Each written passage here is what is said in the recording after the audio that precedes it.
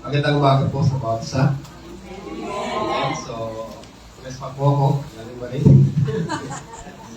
So, magamat matagal na po ako dito sa Santa Monica.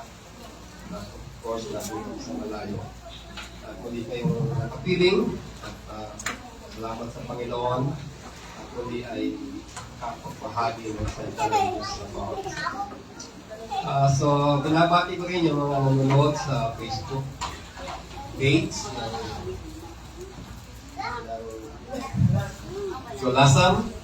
At pagpalain kayo ng Panginoon sa araw nito, sa kanyang mga salita. So, sa araw na ito, ating pag-aaralan yung kapanahonan ng buhay natin, seasons of life. So, saan seasons na kayo? So, mamaya makikita natin kung paano yung mga kapanahunan ay pinapangyari ng Diyos para sa ating kabubuti. Okay?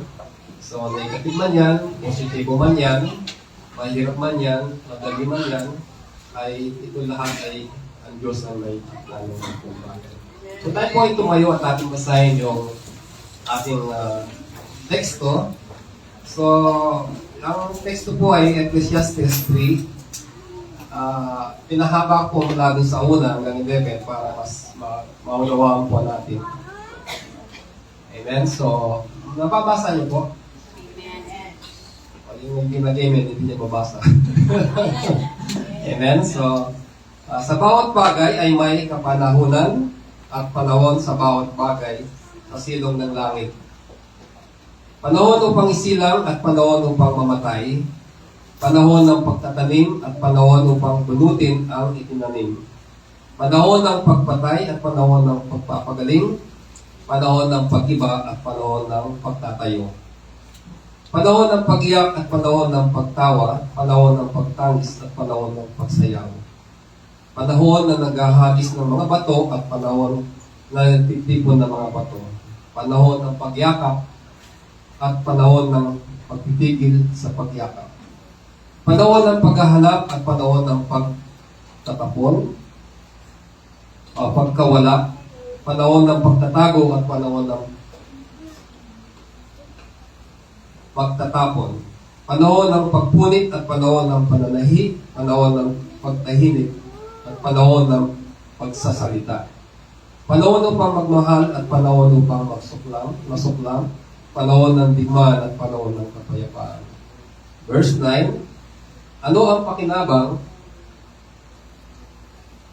Ang natatamo ng manggagawa sa kanyang pinagpapaguran. Aking nakita ang gawain na ibinigay ng Diyos sa mga anak ng mga tao upang pagkaabalaan. 11. Ginawa niya ang bawat bagay na maganda sa kapanahonang niyon. Iniligay niya rin ang walang hanggan sa isipan ng tao. Kaya may hindi niya nalalaman ang ginawa ng Diyos mula sa pasimula hanggang sa wakas. So tayo po ay manalangin. Aming Ama sa langit, kayo ang Diyos na nagbibigay ng kapanahunan sa buhay ng bawat isa. Salamat po sa iyong mga salita. Ayan mo yung Banal Espiritu magbigay ng karunungan sa amin, maunawa ng mga bagay nito, Panginoon, upang makita namin ang buhay nito. Sa iyo namin pagkatiwala ang lahat ng bagay. Kaya Lord, patuloy kang kumahuna at ipahayag ang mga bagay na ito upang kami ay matuto at hindi kami matuto kami sa mga bagay na sinasabi mo sa iyong mga salita. Kaya Lord, ang Espiritu, patuloy kayo ng malayang kumilos sa aming kalagitnaan mo. At salamat po, ito ang aming dalangin. In Jesus' name. Amen. So ang pag-aaralan po natin ay araw na ito ay patungkol sa kapanahonan ng buhay. So the seasons of life. Ang Ecclesiastes po ay isa sa pinakamakapangyarihang paalala sa atin na buhay hindi basta-basta. Okay? Hindi ito random, na walang katiyakan, at hindi po ito aksidente. So, ang bawat panahon ay inilagay ng Diyos sa bawat pangyayari sa buhay natin or sa bawat layong din dito sa silong ng lupa. So, bawat bagay na nangyayari sa buhay natin, ito ay may layunin. Okay? So, nakaranas tayo ng pag-iyak, nakaranas tayo ng pagtawa, Amen? So, dilingid sa inyo lahat ng bagay nito. Lahat ng yan ay seasons na tinatawag sa buhay natin, ang kapanahunan. So, amen? So, ang salitang season ay panahon dito ay hindi lang tungkol sa paghati ng oras. Ang 12, alauna ng oras. Ito po yung mga yugto ng buhay natin na dinadanas natin sa bawat kapanahunan. Amen? Mga yugto, mga bagay na nangyayari na sa tingin natin ay parang kontrolado natin ba't sa totoo, wala tayong control sa mga yan. Amen? So, dumarating ang mga yan at minsan hindi natin lang kung bakit meron mga ganon. Amen? So, bakit nangyayari yun? So, sa ating pag-aaralan sa araw na ito ay anuhan natin kung ano yung cycle ng buhay, kung ano yung rhythm ng buhay natin. Okay? So, may rhythm yan. So, saan na tayo sa season na ito? Anong panahon ng buhay natin ngayon? Panahon ba ng masaya? O panahon ng problema? Panahon ng kawalan o panahon ng kasaganaan? So, nasaan po kayo? So, panahon ba ng pag-iyak? Meron bang naiiyak sa atin o nanulungkot? So, yan po yung mga seasons ng buhay natin. Hindi natin ito kayang pigilan. Ito ay nangyayari sapagkat tinakda ng Diyos ang mga bagay na ganyan. And then po ba? So, Romans 8:28, sinabi kayo na, all things work together for good for those who love God. Yan, sa Tagalog. At nalalaman natin na sa lahat ng mga bagay, ang Diyos ay gumagawa sa ikabubuti ng mga umibig sa Kanya, sa kanila ng mga tinawag at gusto sa Kanyang layunin. Amen? So, lahat ng bagay ay pinapangyari ng Diyos sa buhay natin. Hindi tayo exempted. Yung bagyo dumaan, season ng buhay yan. Amen? So, anong napala ninyo nung bumagyo? Ano yung nangyari sa inyo? Amen? Season ng takot, pero season ng pagtitiwala sa Diyos. So, nakita niyo yung rating ng buhay natin. Dumadaan yan. Meron bang nakakalun na sabi ni Sister kanina, ano magagawa mo? Maahawak mo po yung puno para hindi matumba. Hindi mo magagawa yun. Amen? So, these are the seasons na hindi natin kaya unawain. So, dalawang punto po ang ating pag-aaralan. Understanding life cycle and rhythm. Amen? So, unawain ang takbo, ikot, at ritmo ng buhay. So, unawain natin. Kung maunawaan mo to, magiging malawak ang pag-unawa mo sa buhay natin. Hindi ka masyadong iiyak. Hindi ka masyadong maglulumo. Hindi ka masyadong mag-hysterical. Hindi ka kakabahan, hindi ka matatakot. Pag naunawaan mo talaga yung ikot at cycle ng buhay, yung rhythm ng buhay. Okay, so yung pag-aaralan natin, yun ang unang punto. Pangalawa, i-recognize God's control over life's events. So may control ng Diyos sa lahat ng events sa buhay natin. Amen? Hindi lihim sa Panginoon ang nangyayari sa buhay natin. Lahat yan ay pinapangyari ng Panginoon. Amen po ba? Amen. So punta tayo sa unang punto. Understanding life cycle and rhythm. Ang buhay natin ay may cycle. Okay? May panahon ng pagpatay, may panahon ng pagkamatay, may panahon ng pagsila. Okay? So, pag may namatay, nagkakaroon tayo ng pag-warning, pag-luksa o yung napakasakit sa atin. So, may matawan naman ng pagsilang, tuwan-tuwa yung mga tao. Yan, yung mga pamilya, yan yung batang sinilang uwi sa mundo. Amen? So, ano ang kahulugan ng rhythm? Para maunawa natin yung rhythm, sabi dito, ang ritmo ay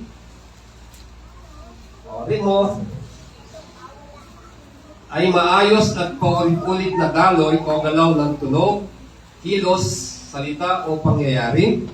Ito ang pattern o tanong, tamang idayog na nagbibigay ng ayos, bilis at pagkasunod-sunod sa isang bagay. So, paano lubos natin maunawaan ito? Yung music natin kanina ay naglalito ang rhythm, okay? So, kung sumet lang yung isa, kumakanta, nagbago ng linya, ano matatawag mo doon? Wala na sa rhythm. Okay? So, kaya tayo nakakasayaw, nakakapakinig ng magandang musika, ito yung nasa rhythm.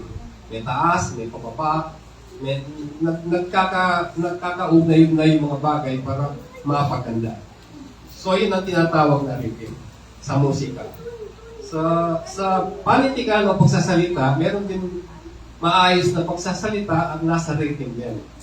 So, gaya ng mga poem, di ba, yung mga poesya, narinig yung mga poem, di ba? Ang daloy ng salita ay napaganda at ito ay tinatawag na rhythm. Naintindihan po natin? So, meron pong ano yan sa pag-aaralan natin, kaya sinasabi ko yung rhythm na. Dahil kung hindi natin alam ito, ay hindi tayo lubos na magtitiwala sa Diyos. Amen po ba? So, sa kalikasan, meron din yung bagyo, di ba? Dumaan ang bagyo, nagkaroon ng kapayapaan. So, mga bagay na yan dumarating, wala tayong control sa mga yan. Rating ng buhay yan. Okay? So, may dahilan yan. Bakit yan yung bagyo? Yan. So, yung tide, alam yung tide? Hindi yung panglaba. Tide. Low tide, high tide. Rating din yan. So, kapanawan na ng high tide, yung mga ng palaisdaan, binubuksan yung mga gate ng kanilang mga palaisdaan para pumasok yung tubig. Okay? So, pag nag-low tide na, ibababa nyo yung sasara para yung tubig manatili doon sa palaisdaan. May epekto ba sa atin yun? Meron, dahil kumakain tayo ng mga isda. Yung pinapahalagaan ng mga isda, yung mga naglalagay ng mga palaisdaan, ito nagbibigay pagkain sa atin. So may effect yan. Rating din yan. Rating din ang tangos yan. Okay? So sa buhay natin, madalas ginagamit ang konsepto ng ritmo para ilarawan ang takbo ng buhay natin. May mga panahon, yugto, bilis at paghinto. Halimbawa, ang ritmo ng buhay ng tao may panahon ng pagtatanim, may panahon ng pag-aani. So rating yan. Ayan? So, para maunawan natin yung unang punto natin, understanding life cycle at ang rating. Ang una, ang buhay may panahon itinakda ang Diyos. Okay? Sa mga panahon itinakda ang Diyos. Tandaan po natin yun. So, may panahon na bawat bagay at oras sa bawat layunin sa silong ng langit. May panahon sa lahat ng bagay. Amen? Ang Diyos, ang siya nagtakda. Hindi tayo. Hindi naman natin lang, di ba? Kahit anong plano ng tao, kahit anong gawin niya, ang Diyos pa rin ang nagbibigay ng tagumpay. Amen? Anong plano natin, ang Diyos pa rin ang nagbibigay ng tagumpay sa bagay na ginagawa natin. So, these are the pattern. Ito yung bagay na sinasabi ng Panginoon. Ang buhay ay mga panahon itinagtay ko ng Diyos sa atin. So, ano gagawin natin? Of course, we just trust God. Okay? When we come into our lives, nandun tayo sa mababa, we just trust God. Pag yung iba, they become depressed, they become, mayaman, bigla silang bumagsak. Some people, they just go and they just take their life as suicide. But when you understand the cycle of life, pwede naman bumangon Di ba? Ang Diyos ay hindi nagbabago. May kailangan siya kung bakit tinakda niya yung bawat panahon sa buhay ng tao. Amen? Panahon ng paglago, panahon ng paghinto, panahon ng kagalakan, panahon ng pagluwa.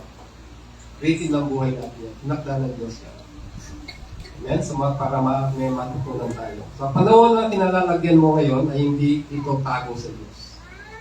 Amen? Ito'y hindi lingid sa Panginoon. Of course, alam natin, marami tayong naranasan sa buhay. But when we come to all these things, pag tignan natin ang lahat ng ito, makikita natin kung gaano katapat ang Diyos. Amen? Sa atin may mga kaanak tayo na namatayan, na we mourn for them. Tapos tinatanong natin ang Diyos. Amen? But sometimes if we don't know that is a gain, ito isang pakinabang sa tao na mga mananampalataya, hindi naman tayo dapat umiyak. Doon iiyak tayo dapat dahil nandito tayo sa ating kalikasan dito sa ating buhay dito sa lupa. But that is something na ang kamatayan is ang napakagandang bagay sa mga tao na nagmamahal sa Diyos. Amen? At may mga tao na nakakita na sa langit and then they don't want to come back. Tayo nang bumaba. Pag sabi ng Panginoon, magbaba kayo, pa kayo tapos. So, kung hindi natin maunawaan ang buhay na ito ay napakahirap sa atin upang tayo ay magpapatuloy sa pananampalataya. Amen? Nang ito ay may layunin at hindi natin agad maunawaan minsan. Naunawaan niyo ba na nangyayari mga pagbagay? So, narinig ko yung katotoo ng kapatid natin yung natin Loy. Ay, si May. Amen? So, yung patotoo niya, yung kanyang nilalagdat, gano'n pa ano siya, at sabi niya, ito mangyayari sa akin. But when he comes to God and trust God, nakikita niya kung paano kumikilos sa Panginoon sa manangyayari sa buhay ng bawat isa. Amen? So, ganun din tayo. Ang dami na natin naranasan. But still, sometimes, parang duda pa tayo sa Panginoon. Amen. So, pangalawa, ang una ay tinakda ng Diyos yung kapanahonan. Ang buhay may ritmo, hindi ito palagian.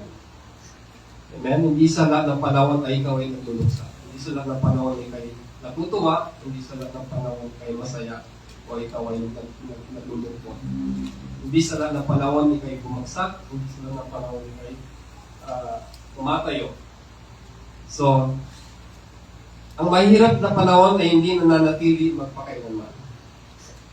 Nananatili ba yan? Di ba? Nalampasan natin?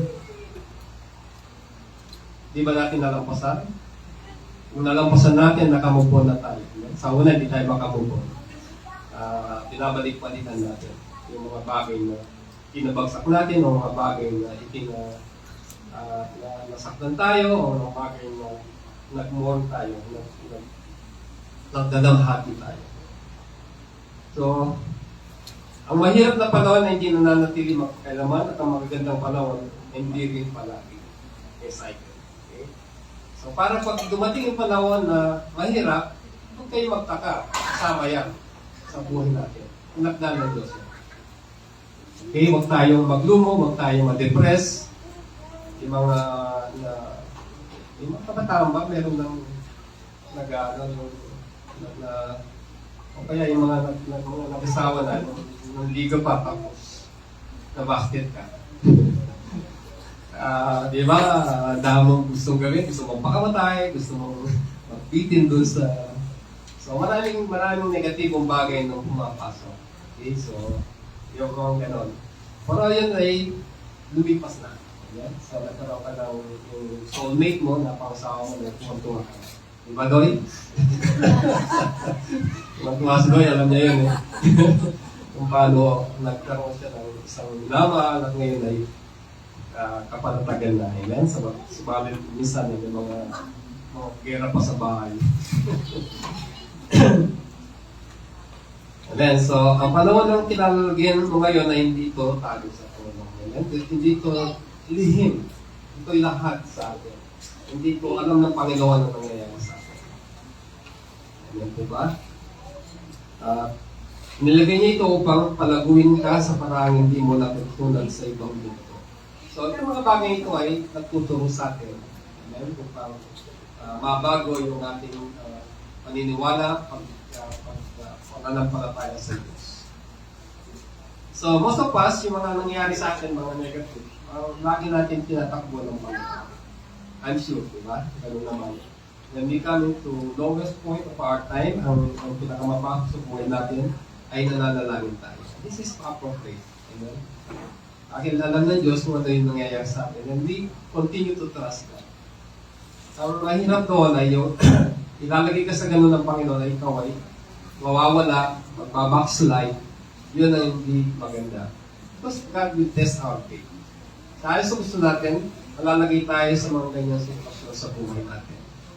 And when we true to our faith and we magpapatuloy tayo, and then we gain more, tayo ay nagkakaroon ng pakinabang sa atin. Amen? So, pangatlo, ginagamit ng Diyos ang mga makasalungat na panahon para hubugin tayo. Magkasalungat. Amen? So, paano malalaman ng pag-ibig kung hindi ka yung pagpapatawad, hindi ka nagkakaroon ng galit. You cannot understand things sa buhay kung wala yung mga yung magkasalungat. So, we learn more about life when we see yung mga magkasalungat na bagay sa buhay na ito. Amen po ba kayo? So, kaya naiintindihan natin yung rating. Amen? Yung rating ng buhay. Pag naunawaan natin yon, dumating man ng mga ganon ay hindi tayo nabibigla. Because these are part of our lives. Bahagi ito ng buhay natin. Sapagkat ito ay pinagdala ng Diyos para sa atin. Amen? So, bawat pares ng oras ay may kahalagaan, pagtatanim at pag-aani. Amen? Pagyakap at pag-iwas, pag-iingat at pagtatapos. Tinuturo nito ang espiritual na katalinuhan ay ang pagkaalam kung ano ang dapat gawin sa tamang panahon. Kung ano ang dapat gawin sa bawat panahon. Okay, so panahon ng pagtatanim, madali ito sa mga work farmers, ano ginagawa ninyo, di ba? Meron kayong ginagawa. Meron kayong dapat gawin sa panahon ng pagtatanim. Piprepare niyo yung lupa, gagawin niyo ng abono, lilinisin niyo. At during nag-ano na siya, nag-sprout na siya, tumutubo, dinilinis niyo, meron kayong ginagawa. Then, so sa bawat panahon na binibigay sa atin ng Panginoon, meron tayong ginagawa. Meron katamang bagay tayong ginagawa. Amen po ba? Tapos pagdating ng pagtagani, meron tayong gagawin. Kung kupalay yan, amen, hindi mo pwedeng pabayaan sa tanin mo yan, kung gagawin mo. Anihin mo, amen, papapayo, ipaalis mo yung mayami, at ibibilad mo. Kung wala nang gagawin ng mangyayari, masisira, di ba? So, ganun din, sa bawat kapanahonan, merong magkapares na magkasalungan sa panahon. So, meron tayo, inuhubog tayo ng Panginoon dyan. Ginagawa natin sa bawat panahon yung paano tayo tumugon, paano tayo umaksyon sa bawat panahon. Amen. So ano pa? Sa panahon ng may pagkagalit, anong gagawin mo? Pag-pray mo yan at puntahan mo yung tao para magkasundo kayo. So may mga actions na dapat kang gawin during the time of season na ganito na magkapares, hindi magkasalungat yung bagay na nangyayari sa buhay natin. So, sa panahon ng pagsilang, ganun din, di ba? Lalaga mo yung bata hanggang sa lumaki. And then, at the times na dumating, darating yung panahon na mawawala din, mamamatay din. Ikan tayo, wala naman tayong katiyakan sa buhay. In a moment, pupunin tayo ng Panginoon. And what else na gagawin natin? Tutugon tayo doon sa ganung bagay na sinasabi ng salita ng Diyos. Okay, so panahon ng may edad na kami, ang iniisip namin yung mas malalim na kaugnayan sa Diyos at lalo pang lalago sa pananampalataya. For all we know, we have short na lang yung buhay na may ibigay sa amin. So I'm 65, hindi ko na siguro abutin yung panahon ni Apo Lanyo. Kung bibigyan ako ng Diyos, abutin ko yun. Amen? So nasa Diyos pa rin. Nasa Diyos pa rin yung biyaya niya. So, yung mga panahon na yan, ang ating pagtitiwala sa Diyos, ito yung mag-uugnay sa atin sa bawat panahon. So, naiintindihan natin, may pinagdayan Diyos, lahat ay hindi lahat ay mahirap, hindi lahat ay masaya o maganda. Amen? Sa pangatlo, lahat naman kapares para maunawaan natin kung ano talaga yung kapanahon natin. Amen po ba? Binibigyan tayo ng tulong ng Panginoon sa pagtugon sa bawat panahon sa buhay natin. Pangapat, sa pagbabago ng panahon, natutunan natin magtiwala. Okay, so ito yung kanina. So yung mga example ng mga kapatid, yung pastora, yung isang bubong niya nawala, ang mahirap kasama yung ano kasama? Yung solar, ang daming bubong, ang daming yero, yung pang solar. So, anong lesson ni Sis Pastora? Ano magtiwala sa Panginoon? Solar lang yun eh. Amen? Hindi naman bagay lang yan na pwede mawala, pwede. Pagka malaking solar pwede bigay. Amen? Isang bubong na. Ang buong garahe niya. Para hindi na siya magbayad ng kuryente. Amen po ba? So, sa panahon na meron mga bagay na nangyayari na hindi maganda, ay ito yung kung saan tayo nagtitiwala sa Panginoon. So, lahat sa atin ay nadanas na natin yan. At meron pang darating. Amen? Hindi, ito yung rating ng buhay. pabago-bago, hindi po permanent. Okay? So kaya dumarating yan, kaya kung alam natin ng mga bagay nito, hindi tayo nabibigla. Okay? So ang ating response lagi ay magtiwala sa Panginoon. Trusting God. So ang bawat panahon ay paanyaya na magtiwala sa Diyos na hindi nagbabago. Amen? Kahit ang lahat ng paligid ay mapagubago. So ang Diyos ay tapat. Ito ay isang katangian ng Diyos na makikita natin sa buhay ng bawat isa. Bigyan ko ngayon ng isang magandang halimbawa na kung paano katapat ang Diyos. Amen? Sa atin, it is only our lifetime makikita natin katapat ang Diyos. But when we see Israel, amen, for almost up in dumating si Christ, sila ay, after that, sinira ang Israel, natapon yung mga Israelita sa lahat ng dako ng mundo. So for more than 2,000 years, ang Israel ay sabog. Amen? Nasa iba't ibang bansa sila. But there is a prophecy for them. Na darating ang araw na Israel ay magiging bansa ulit. Amen? So, nung tapos ng gera, nung Second World War, sa isang araw, naging bansa ulit ang Israel.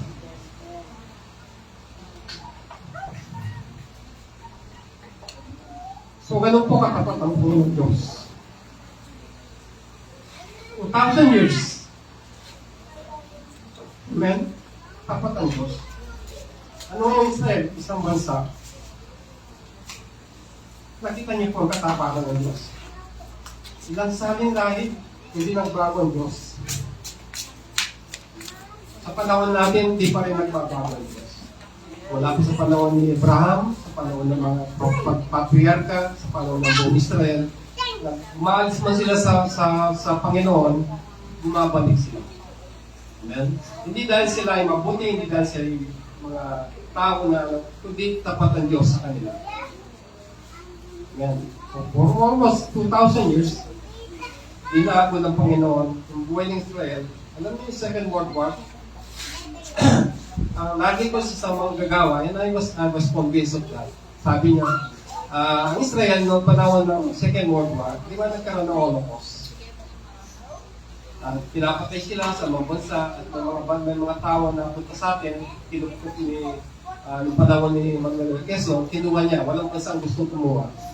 Okay, so napag-isip nila, and they nagkaroon sila ng pangarap na magkaroon ng bansa. And during that time, doon palang binuo yung Israel. Because isang lesson sa kanila, pag sila nasa ibang bansa, wala silang kalaban-laban. Okay, kung anong sasabihin ng gobyerno, gano'n ang mangyayari. Sa panahon ni Hitler, kinuha sila, pinapatay, may 6 na milyon na matay sa mga Udyo. And with that lesson, nagpasya ang Israel, yung mga tao, that they will come to Israel to be a nation. Ayan, so, lahat niya nga nangyayari, pinangyayari ng Panginoon para makita ang katapatan ng Diyos. So sa point natin, isang generasyon lang tayo. But we see that nakikita natin ang katapatan ng Diyos sa atin. Amen? So mga naranas natin sa buhay, amen, nakita natin kung gaano katapat ng Diyos. Amen? So, ano po? So, susunod po, pag-lima, bawat panahon ay paghahanda para sa susunod. Paghahanda. Amen? Tayo ay piniprepare ng God for sa mga susunod na panahon. So walang panahon ng sasayang sa kamay ng Diyos. Ang lungkot ay napapalalim sa pagmamalasakit. Ang paghihintay ay nagpapalakas ng pagtitiyaga. And so on and so on. So ang panahon ay inahanda tayo sa susunod. May mga tao na nakaranas ng mahirap sa buhay nito. And then when they rise up and God build them up, sila ay nagagamit ng Panginoon doon sa panahon na yung kanilang naranasan sa buhay. So nakakita niyo na po yung meron na akong pare doon sa Bahrain. Kinasal yung yung inanak namin at kasama siya. And I was able to nakasama ko sa mesa at nagkwento siya. At yung anak niya ay nung ibang anak ay ito ay pipi at dingi. So siya likod ng God at tapos yung season na hirap siya to accept things na gano'n yung nangyari sa kanya. So by the time pass, na of course, hindi mo lang tatakwil yung anak mo, di ba? So inarugan ng bata at lumaki. And then, after sometimes, nakita nila, ang nag-aaral ng bata ng yung sign language. Okay? So nag-aaral sila ng sign language. At doon nila nakita yung bagay, layunin, kung bakit siya, ganun yung anak niya. So with that sign language, they were able to reach out for people through the gospel. Nakita niyo po yung biyaya ng Diyos. Parang mahirap tanggapin pero ang kalaunan ito ay napabuti dahil. Amen? Yung mga tao na hindi makarinig, hindi makapagsalita, they were able to accept Christ as their Savior. Amen? So, inihanda yung season na yun for a more, yung masigit na magandang pakain ng Diyos. Imagine mo, daming tao na hindi makarinig, hindi makapagsalita, but they were able to reach out for these people. Pero pagsa, amen? Yung isang pastor, a very well-known pastor, na-rape yung anak niya. And he was questioning God. Tapos na season, nag-down sila, and he was questioning God. But later on, yung anak niya ay ibinahagi sa church yung karanasan niya. And yung anak niya ay naging pangunahin sa isang organisasyon para yung mga tao na nakaranas ng gano'n ay magsiyan sila, yung mag-rise up sila. Okay? So kasi yung mga tao na nakaranas ng mga gano'n ay nagtatago. Hindi sila makasulong sa buhay nila dahil meron silang tinatagong bagay na lihim. Ito siya naging pangunahin upang yung organisasyon na yun ay yung mga tao, yung mga babae na nagkaroon ng mga di magandang karanasan, sila ay lumangkad sila, and they were released, at sila ay lumago sa pananampalataya. You see, there are negative things happening, but the later season, makikita mo, pagpapagkilos ng Diyos. Nagulit ako. So, ginagamit ng Diyos ang panahon ngayon para yan ka sa susunod na akbang ng buhay. So, yung naranasan mo, binabahagi mo yan, pamapalakas mo yung kapatid. Hindi mo naranasan yan para lang sa'yo, kundi ito'y para sa'yo pa rin.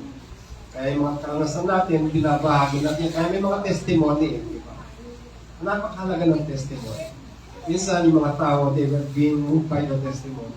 Kasi sila ay patuloy na. Kung naranasan ng tao, then they can always overcome din yung mga di naranas nila. Naintindihan po natin? So, ito po yung ritmo ng buhay natin. Ito ang tinakda ng Diyos para sa atin. Ano man yan? Huwag tayong mabigla. Kasama yan sa curriculum natin. Amen? So, may curriculum. Kung hindi tayo matapos dito, hindi tayo matatapos dyan. Amen? So, praise God. So, ang kabuuan nito, ang tinuturo ng class test dito sa ritmo ng buhay, ang buhay ay sumusunod sa oras ng Diyos, hindi sa atin. Okay? Sumusunod sa oras ng Diyos. Bawat panahon ay may layunin, pati ang may hirap. Nagbabago ang mga panahon, ngunit hindi nagbabago ang Diyos. Ang karunungan ay ang karunungan ay ang pamumuhay na naayon sa kasalukuyan, yugto na binigay ng Diyos sa atin. So, bawat yugto, meron tayong gagawin, meron tayong response sa bawat yugto. Ang response natin ay laging magtiwala sa Diyos. Amen? Lahat ng panahon ay nalalapit sa atin sa pagtitiwala, pagpapakumbaba ang pagsamblang sa Panginoon. Ito yung purpose na for us to love more God, to trust God sa lahat ng bagay, at become humble tayo because we don't have control of anything, ng lahat ng bagay. It's waiting lang muna na. We have to accept Amen? Magiging magaan ang pag-accept natin at madali tayong mag-isip kung ano ang dapat natin gawin. Ang pangalawa, recognizing God's control over life's event. So, inabahan ko siya, 9 to 11. So, recognize, kilala. Amen? Pagkilala na ang God ang siya may control ng lahat ng event, lahat ng nangyayari sa buhay natin. Okay? So, una, ang mga panahon ng buhay ay itinakda ng Diyos. Yun ang pinag-aralan natin kanina. So, lahat ng ito may takdang oras, takdang hangganan, at takdang layo nila.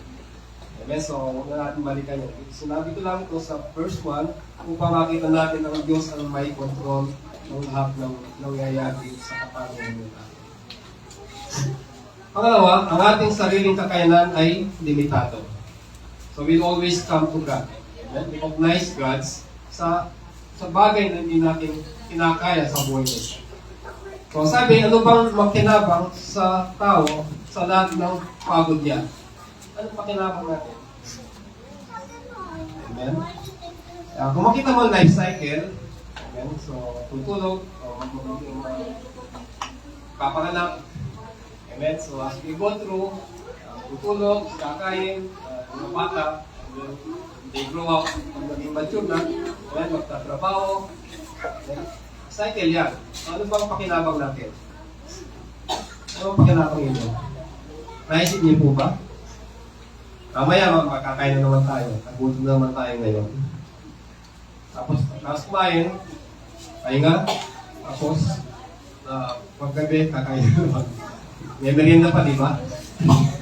So, yung cycle yan. So, limitado lang yung nakikita natin. Sabi niya, walang tunay na kasiyahan sa paggawa lamang.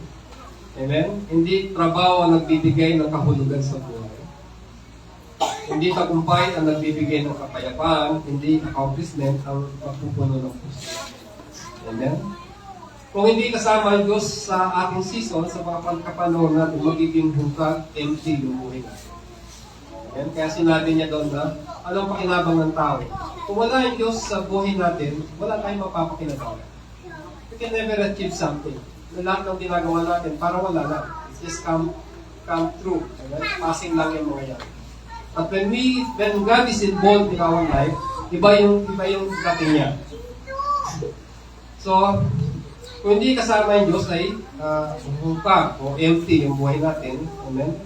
So, walang kapakinabangan ng trabaho kung hindi ito konektado sa layunin ng Diyos.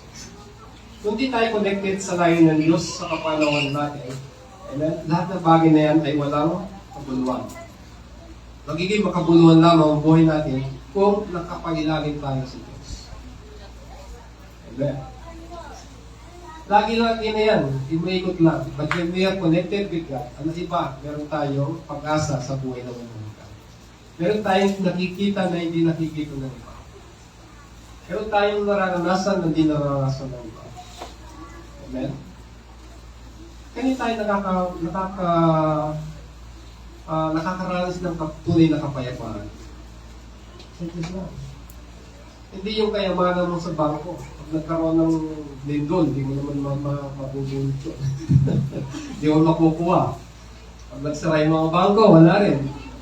So, hindi natin pwedeng i-depende ang buhay natin sa mga bagay na nasa atin. We can only trust God. Amen? Walang limitado yung kakayanan natin. So, we have to put God in our seasons para lahat ng bagay na ginagawa natin ay may kabuluhan. Amen? So, may kabuluhan. Alam mo natin yung may kabuluhan. And meron siyang magandang ginagawa sa atin at meron siyang nakakapagbigay ng walang tiyan sa ating Diyos. Amen po ba? Walang kapakinabangan ang trabaho kung hindi ito konektado sa layunin ng Diyos. Amen? So, dapat i-connect natin yan. Pangatlo, may mga takdang gawain pinagkaloob ng Diyos sa atin. I have seen the God-given task. Nakita ko ang mga pinagagawa ng Panginoon sa tao. So, sa panahon ng paglago, nasasanay tayo sa paglago ng sakit, pagbinog, sa panahon ng sigla, paglilingkod, sa panahon ng pagluha, paglapit sa Diyos, sa panahon ng pag-ani, paghimay at pagsasalamat. So lahat ng season ay pagtuturo ng Diyos. Amen? Sa lahat ng season ay may tinuturo ng Diyos. Ang buhay ay hindi ito random. Random. Walang tiyak. Random siya, parang magulo lang siya. Hindi ito random. Ang Diyos ang siya nagpapangyari ng lahat ng bagay. Amen? So, ang buhay ito ay ang Diyos ang siyang nagtuturo sa atin sa bawat season. Kaya, doon natin makikilala ang Diyos ang may control ng buhay natin. Amen? Pag nakikita natin na may mga gawain tayo, makikita natin ito yung mga itinagda ng Diyos para sa atin. Marirecognize natin na siya yung Diyos na may control sa buhay natin. Pangapat, pinapaganda ng Diyos sa bawat bagay sa kanyang kapanahunan. He has made everything beautiful in His time. Ito ang pinakamalalim at pinakakomportableng katotohanan sa buong kabanata ng Ecclesiastes 3. Amen? So, pinapaganda ng Panginoon yung mga bagay-bagay sa kanyang kapanahunan. Hindi dun sa atin. Kung sa atin lang, gusto natin lagi tayong, pag nasa trials tayo, gusto natin makalipas kagad. But sometimes we just come through with yung trials of God. And then when we come out, makikita natin kung gaano pa rin katapat, kung gaano ginagawa ng Diyos sa buhay natin. Amen po ba? Amen. Pinapaganda niya. Hindi sa lang ng panahon ay pangit. Pinapaganda ng Panginoon yung nangyayari sa buhay natin. So, ang Diyos ay may sariling timing. Hindi siya late, hindi siya maaga, hindi din lagi siya on time. Kailan nakaranas ng gano'n? Amen? Nasa gilid ka na, malapit ng yung deadline, pero afterwards, makikita mo, gumagawa pa rin ng Diyos. Amen? So, mga estudyante, parang gano'n din. Parang kulang ang oras niya, tapos nasa, parang nasasubmit niyo pa rin yung mga dapat i-submit. Because this is agad ng Panginoon Diyos. Amen? So, sa trabaho namin naman din, napaka-stressful, at sometimes gusto mo lang umiyak dahil hindi natatapos nasa meron kang meron kang hangganan, meron kang deadline. And then, when you ask God, then makikita mo, God is, ginagawa lang ng Diyos yung mga pangit. And you can just come up na victorious at nabibigay mo yung sa panahon. Ganun ang Panginoon. Minsan parang late siya, pero when you can, pag naranasan, makita mo, natapat pa rin ng Diyos sa kanyang mga pangako sa atin. Amen? So, ang hindi maganda ngayon, gagandang tunay sa tamang panahon. Amen? Kung pinapaubaya natin sa Diyos, ang panahon, ginagawa niya maganda ang bawat isa nito sa kanyang oras, hindi sa atin. Tandaan niyo yun, amen? Para nasa season lang kayo na hindi maganda, gaganda yan. Amen? So, hindi lahat ng panahon ay mananatili ka dyan. Ito ay nagpapatuloy. Panglima, ang magpawalang hanggan sa puso ng tao. Dito natin ma-recognize na ibinagay ng Diyos sa atin yung eternity. Yan sa puso natin. Yes, put eternity in our hearts. Pinagkalab ng Diyos yun. Kung makikita ninyo, even sa mag-ano kayo sa bawat tribo o anumang tao sa ibang lugar dito sa mundo, even sa mga dito sa mga itas, dito sa mga kapatid natin sa mundo, meron silang ginodyosan. Amen? So, ano ba ang pinatubuan yung ginodyosan nila? Anong pangalan nun? Nakalimutan ko na. Alam niyo yan, sinasabi nila ng Diyos nila. So, meron silang mga nito, ginodyosan. So, ibig sabihin, anumang tao sa lupal ng lupa, anumang tribo, mga nasa kabundukan na yun, nasa sulod ng kabundukan, meron silang ginodyosan. Okay? Hindi man tama yung sinasama, pero sa puso nila, meron Diyos. Okay? So, nilagay ng Diyos ang pagkakuha o walang hanggan sa ating puso. Nilagay niya yun. Amen? So, ba't hindi natin nakikita, hindi natin naranasan yun, hindi pa rin tayo kompleto. Until na tayo ay manampalataya sa Panginoon, and then come out na, ayan doon. Sa Panginoon, meron tayong buhay na walang hanggan. So, for God so loved the world, Huwag Tagalog mo. Kaya na lang ang pag-ibig ng Diyos sa libutan, kaya binigay ang kanyang pagtula upang tayo ay sumampalataya magkaroon ng buhay na walang hanggan. Kaya na lang ang pag-ibig ng Diyos. Amen? So, nung dumating si Christ sa buhay natin, ano nangyari? Napanatag na ba tayo? Amen? Meron na tayong pag-asa dito sa buhay na walang hanggan. Hindi na tayo nag-isip, paano ba tayo maligtas? So one thing na nakita ko nung nagbabasa ko ng Old Testament regarding Leviticus. Kung Leviticus, pag binabasa mo, parang dry siya, parang hindi ka masyadong interesado, di ba? But when you found out Leviticus, napakagandang libro, kung saan ang Diyos ay gusto niyang maging kasama ng Israel sa kanila nung sila umalis doon sa Egypt. So, that 10 commandments, di ba? Nagkaroon ng tabernacle. So, ibig sabihin ng Diyos ay gusto niyang manirahan sa piling ng kanyang bayan. Subalit may problema. Siya iba lang, at hindi mo siya pwedeng i-approach kaya ikaw mamamatay. Dahil siya ay napaka-holy ng Panginoon. So, ano ginagawa nila? Nagkakaroon sila ng paghahandog. Okay? So, merong mga baka, tupa. So, nabasa niyo na yun. So, may guilt offering, may sin offering, may mga offering for them to be made right with God. Okay? So, ang purpose ng mga offering, may bagay na mamamatay, may isang animal na mamamatay para sila lang ay makapunta sa presensya ng God. So, there is blood na kailangan. Okay? So, ngayon, sa buhay natin, makita natin sa New Testament, sino yung naging Lamb of God? Si Jesus Christ. Paano tayo magiging matuwid sa harapan ng Diyos? Dahil ba tayo religyoso? Dahil ba tayo maputi? Dahil ba tayo ay napaganda ng buhay natin? Hindi tayo nagkakapiyad ng tao? Amen? Hindi po yun. Sa pamamagitan lamang ng dugo ng Panginoon Jesus, doon lamang tayo magiging matuwid sa harapan ng Diyos. So the Old Testament testify regarding the New Testament when Jesus Christ came, nung dumating ang Panginoon, ginawa niya yun sa cross. Yung dugo niya, yung pagkamatay niya, ito yung nagbigay sa atin ng daan upang tayo ay maging matuwid sa harapan ng Diyos. So, hindi ang reliyon, pagiging religyoso ang magiging daan para makapunta tayo sa Diyos, para maligtas tayo. Kaya doon natin sinasabi na tanggapin mo si Jesus. Kaya maniwala ka manampalataya sa Kanya, sapagkat ako ang daan, ako ang katotohanan, ako ang buhay. So, kung walang dugo, walang papatawad ang kasalanan. So, hindi ang kapatihan natin, hindi yung pagiging religious natin. Ang bibigay daan upang maging makaharap tayo sa Diyos, kundi yung pagtanggap natin sa Panginoon Jesus. Naunawaan niyo po ngayon kung bakit tinanggal ni Jesus?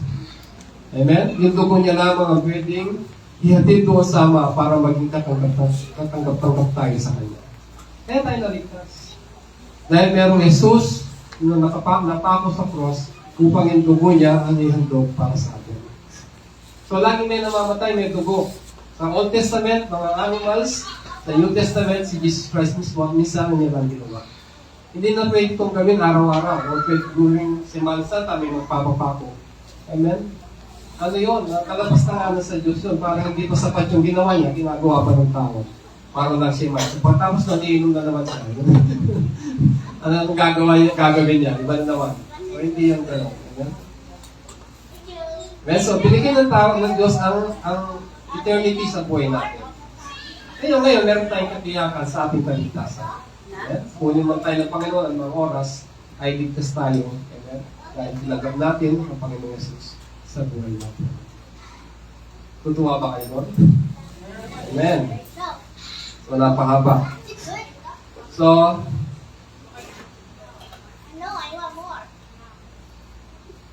ang kaligayahan sa mga panahon ay nakasalalay sa ating Diyos na wala hanggan. Hindi sa bagay, hindi sa tao, hindi sa tagumpay, kundi sa Diyos na walang hanggan. So, hindi natin kaya maluway ng buong plano ng Diyos sa atin. One cannot find out the work of that God does from the beginning to end. Hindi natin alam yun.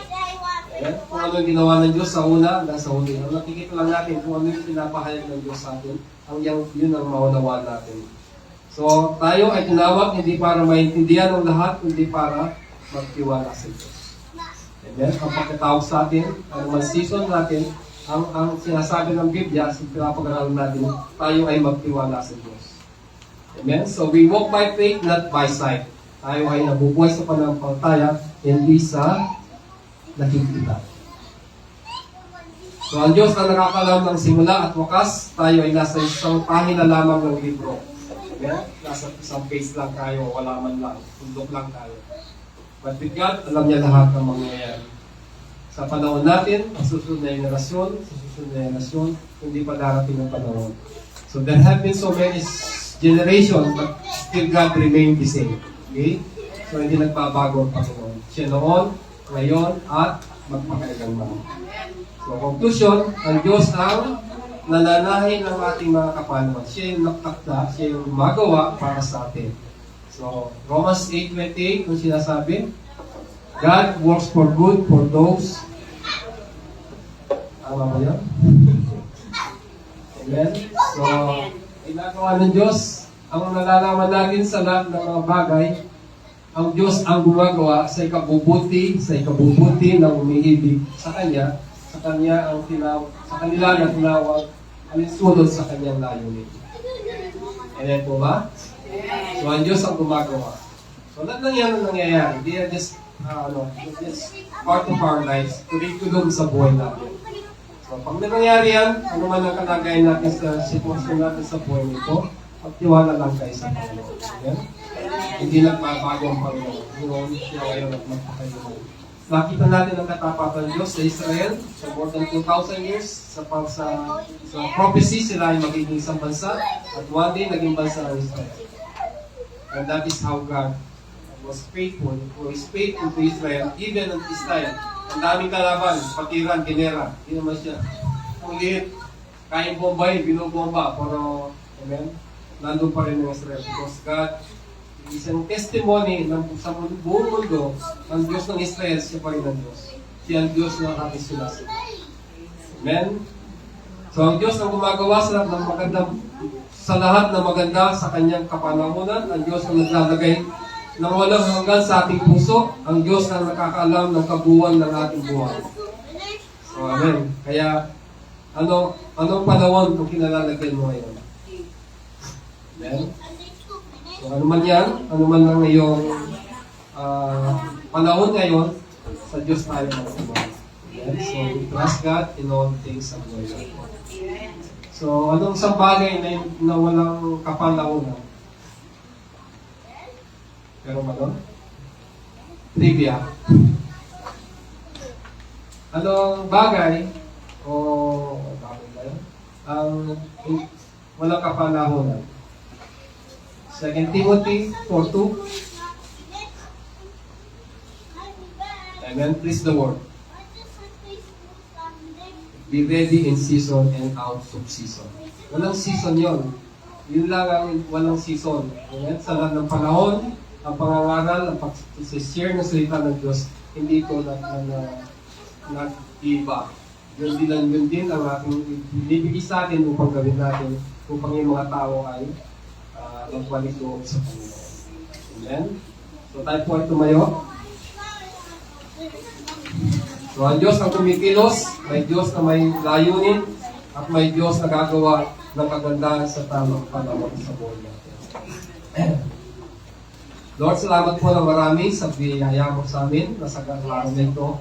Pinapaunawa mo sa amin ang rhythm ng buhay, Panginoon. Ito ang kaunang-akda nito. Ang lahat ng bagay na ito ay may layunin upang kami hugugin, upang kami ay mabago, kami ay patuloy na magtiwala sa iyo, pangalan ng Diyos. Na Lord, hindi kami mabibigla o ano man nangyayari sa amin, meron kaming gagawin at tuturuan mo kami kung paano kami mag-response, Lord, sa mga bagay na nangyayari sa buhay po namin. Sa panahon ng kahirapan, kami ay patuloy na magtitiwala sa iyo. Sa panahon na kami masigla, masagana, kami magpapasalamat sa iyo, Panginoon. At sa lahat ng panahon ng Diyos, kami ay magtitiwala sa iyong pangalan at kami ay iyong bibigyan ng katagumpayan ng bagay sa buhay po namin. Maraming salamat po sa iyo at itong lahat po ng ito ay aming tinadalangin sa iyo, Panginoon Diyos. Turuan mo kami sa buhay na ito at patuloy kami, Lord, na sa iyo ay pagkatiwala ang lahat sa buhay po namin. In Jesus' name we pray. Amen.